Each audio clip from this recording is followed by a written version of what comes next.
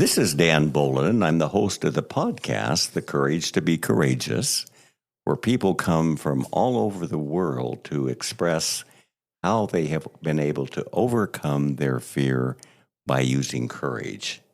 And we're going to have some wonderful guests in the near future. And I want to first of all thank all of you for your wonderful comments on my email. Thank you so much for supporting our podcast, supporting my book, The Courage to be Courageous. I wanted to let those locally in the Phoenix, Scottsdale area know that my book now can be found at Barnes & Noble in Scottsdale. It's off Shea Avenue in the 101 there. And if you want a personalized signed copy, they have personalized signed copies that I have personally signed for you if you'd like to purchase from Barnes & Noble. And of course, you can also order my book on Amazon too as well. So we thank all of you for your support. We're looking forward to interviewing, I think, a very special guest today. This is Crystal Waltman, who actually has written an incredible story called her book, Quitting to Win, A Proven Plan to Let Go of Bad Habits, Learn to Feel, and Love Yourself. And we're going to talk a little bit more about her book and how you can purchase that as well. She's done some incredible things with her book. I believe she won several awards there. Was the Author Elite Award, the #1 health book of the year by Boone Merritt. And then also was the Amazon #1 new release 5 weeks in a row. So obviously, it's a very, very popular book and one I think you guys would enjoy. But we're going to do a personal interview of Crystal, find out a little bit about why she wrote the book, what things that she personally had to do, fears she had, and the courage she used to get through it. I met Crystal actually at a club that my partner and I belong to called The Village, and we were able then to have them come to our place, her and a friend in La Jolla, California, where I spend the summers, and she gave me a copy of this book, Quitting to Win, the one that I just talked about. Now, I had not decided, I had decided to write a memoir, but I decided not to go public. And this is the first book I read that inspired me to do my own memoir because it was vulnerable, powerful, riveting, and inspirational for me. And that was one of the things that gave me the courage from Crystal and her book to write The Courage to be Courageous. So she's a very special friend of mine. And we welcome her today. Crystal, welcome to my podcast. It's nice having you with us. Thanks, Dan. That was a great introduction. Thank you. You're welcome. Well, let's tell us a little bit about your life. Of course, some of it's in the book. And tell me how you got started. I know you lived in Glendale and wanted to connect because of baseball. Tell us a little bit about the history of baseball. Yeah, softball. Softball. Oh, baseball. Okay, it's softball. Okay, that's right. Softball. Yeah, so I grew up playing softball and played all the way to the college level. And, it was a national championship. And, with those high highs became really low lows. So my drinking was whenever I felt uncomfortable. If I felt happy, I would drink. If I felt sad, I would drink. If, success was followed by blackouts. And that carried on into my adult life and then started a family, had a daughter. And those habits came back again after I took off for 2 years to have a baby and breastfed. I just never metabolized alcohol the same after I had my child. Interesting. And it's just not a good look, Dan, to be a drunk mom. Right. I understand that as well. Now, you finished your education at ASU. Correct. And you have a bachelor's degree. And what's your bachelor's degree in? In communication. In communication. Yeah. Well, you're a good communicator. Well, thank you. And then just tell us how you had some tragedy early in your life. Let's talk about one of your best friends and what happened with her. Yeah, so I had a best friend who committed suicide, and that I was never really able I never had the tools to process that. So I think that really played into my addiction, and I would always just mask my feelings, achieve a lot. And then on the other side, just highs and lows. There was no in between ground for me. I was either killing it, doing great, or I was dark and closed off and isolated. So having a daughter and, adulting, if you will, I had to straighten up. My marriage was on the rocks at the time, and I thought I might lose it all. I watched some of my friends go to jail. Some of my friends lose their kids, and I didn't want to be that person. And it was just, the yets for me. I hadn't been arrested yet, or I hadn't gone to jail yet, right? But it was just around the corner for me if I didn't change my patterns. Now, you said at the time that your marriage was kind of on the rocks. Was that due to alcoholism, or were there other issues involved? No, it was mainly due to alcoholism because he traveled a lot, and when he was gone, I would drink a lot. And if I couldn't, take care of my daughter, then really what good was I to the family? So putting her at risk, we had to reevaluate everything. And as much as my husband did not want to admit that I was an alcoholic or try to fix me, or, it was really the only thing that I could do was surrender. And I had to surrender, and I had to find my people and find people who were going through what I was going through. And that was the hardest thing that I ever did. I knew that I had to change everything because I was caught in the insanity of same. I kept doing the same thing over and over again, expecting a different result. Mm-hmm. And I surrendered, and I had to ask for help, and I was able to find a great community around me and find strong women who had what I had what I wanted out of life, and ask them how they do it. How did you change everything but remain married? How did you change everything but stay in your same house? How did you change everything but still have relationships with your family members? And I think what's interesting, when Crystal and I were talking yesterday about this, about denial, it came to a point where Crystal did not have the denial, but her family had denial. Your husband didn't think it was a problem and just stay with me and we'll drink at home. Your parents who came in for support were in denial that you had a problem, but you weren't in denial. It's almost like a reverse denial here, that they had denial, but you didn't have denial. Does that make any sense? Well, yeah, I think that's really common in the addiction arena because your people closest to you are your enablers, right? Mm-hmm. So then if you have a problem, then that means there's a problem in the core. Mm-hmm. Wow. And so I think oftentimes partners or family members don't want to admit that there's a problem because they're part of it. Yes. Do you think at the time, Crystal, that you had any shame around your drinking? Were you having the highs, you were having the lows, but was there a shame core for you with what you were doing? Were you ashamed of what you were doing?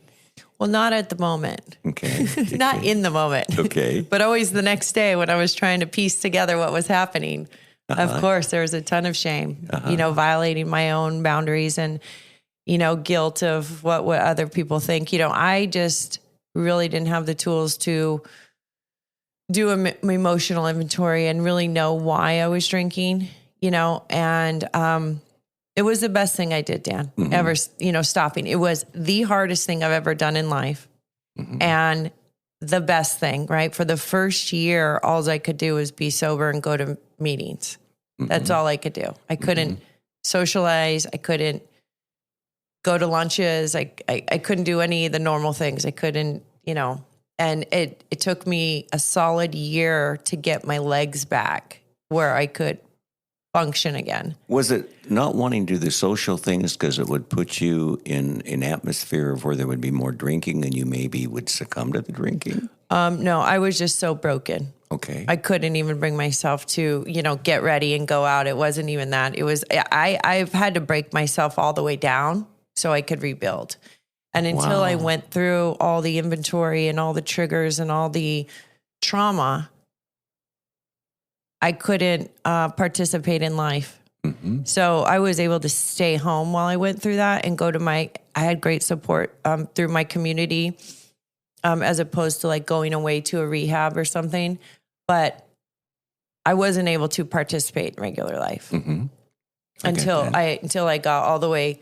It was close to a year. And then it still felt like I was like a double agent, because there's that anonymity thing that goes along with addiction and being part of the community. And so I wasn't really able to share with anybody outside that wasn't part of the community. And so I had to do a lot of soul searching in that and deciding to write the book, right? And deciding to share all those things outside of the rooms. And that also then was the second hardest thing I did. The first hardest thing was deciding to quit. And the second thing was writing about it and sharing my story outside of the rooms with people who don't necessarily understand addiction or mental health issues. And, then going through that judgment. It's interesting because I remember you telling me that you were saying you weren't going to drink, but were you out at a restaurant and you refused drinking for several times, and then finally you accepted drinking and you overdrank, and this particular situation brought you to your knees. Tell us how that happened. Yeah, that was, I had my daughter with me. I planned on not drinking. And after several times the server coming back, I just said yes. And then, a few martinis later, I drove home. And it was at that point when I got home that I fell to my knees and I surrendered. I asked for help. I had to reach out to a higher power. I was broken. I knew I could not keep doing what I was doing. Mm-hmm. I just couldn't do it. I was broken. But it took a tremendous amount of courage on your part. Well, thank you. And humility. Thank you. And humility to be able to get to that point. Because for those of us been in addiction, we have to reach our bottom, not someone else's bottom, but our own bottom. I think that's so courageous of you, and you were able to start your sobriety at that time. So let's talk a little bit more about the process that you used to write this book, and what was the stimulus that got you to do this, and the power that's come from that. Talk to us about that. Yeah, my rock bottom became the solid foundation in which I rebuilt myself on. But I had to get all the way down to that bottom. The inspiration to write the book was I realized how many people that kept reaching out to me and asking me the same questions. And I thought, this message needs to go outside of the rooms and the walls, right? Mm-hmm. And so because I kept getting asked the same questions and I was being of service and giving back to others, I decided to just write it all out. And so it's just something that I can give to somebody, right? Because I was noticing, they say like, okay, if somebody asks you the same 10, if you get asked the same thing over 10 times, you should just do a podcast on it, right? That's right. That is true. I think that's a key point. That's probably why I'm doing podcasts. Right? Because you keep going. I get that. You keep going to lunches. People ask you to lunch or coffee, and you have these same conversations over and over. And you're like, okay, I need to read my memoir. Right. And then let's talk, right? And then let's talk, right. But so many people ask how to get started, right? I guess that's it. Or do I have a problem, right? And only they know if they have a problem, right? It's a self-diagnosed disease. But you also have a quiz in your book that they can take that will give them some insight. Tell us about that. That's right. So there's a, little quiz in there. And if you answer, yes to 3 or more, there's chances, you might have alcohol use disorder, right? And then if 5 or more, then you might, or 7 might be an alcoholic, right? I'm not here to label anybody or even myself. And I love shaking that label too, because I've come so far since my sobriety. I'm coming up on my 9 years in this March. In March, And I feel like a whole new person. Like after I wrote the book, and then going back and reading it now, it seems like a whole different person. So Okay. It's my life in the last 9 years has just been totally different than what I wrote about. And I've created the life that I wanted. And like you and I were talking about on our pre-interview, like every day is a big day. And I just love life now. And I love to show up for people. I've been able to coach. I've been able to speak and just reach people, Fantastic. But, sharing those stories of where you come from, people, when they see you on stage, they don't relate until, they hear those stories. And then they're like, oh, yeah. So tell us a little bit about how your book has taken off. I know you've done a lot of podcasts right now. Tell us a little bit about where you're at today with your book, and are you going to write another one? Give us some insight on that. Well, thanks, Dan. Yes, my book does well. Like the first year, I was in over 50 podcasts, and I do not have my own podcast. I have been a serial guest, right? At everybody else's, right? If somebody asks me, I show up and I give it my all. But and then since then, it's repeat podcasts every year. Usually around my anniversary, I get like on the circuit again, and every close to New Year's, which we are coming up approaching the holidays right now, the book picks up a lot of steam because it is a timeless message of people wanting to improve their health or might have a health scare or might be hitting their bottom and wanting to start over, close to the new year. So between now and through January, February, March, it picks up a lot of steam in sales. And since then, I have started interviewing others. I'm writing a book on athletes and sobriety, and I'm putting together some stories of 12 different athletes, people in the professional sports world that you would know. And I don't know when it'll come out, but it's cooking. It's in the making. It's in the making. I need all the right people. The bun's in the oven. In the book. Okay. That's right. Well, that's fascinating. So you think it'll be out in the next year or two, maybe? I don't know. Okay. I don't. It'll be there when it's there. It will be there when it bees. Yeah. And now I've been able to, give back to kids. I'm in sports recruiting, and I help young athletes find scholarships and find their way to college scholarships. Excellent. So that's where, my professional path has led now, as well as, continuing to speak and write, which I enjoy very much, but mostly showing up for myself. Excellent. You have such a powerful story, Crystal. You certainly helped me in my life understand I think the big thing I think of in what your book did to me is caused me to get vulnerable. Yeah. Just to lay it out there.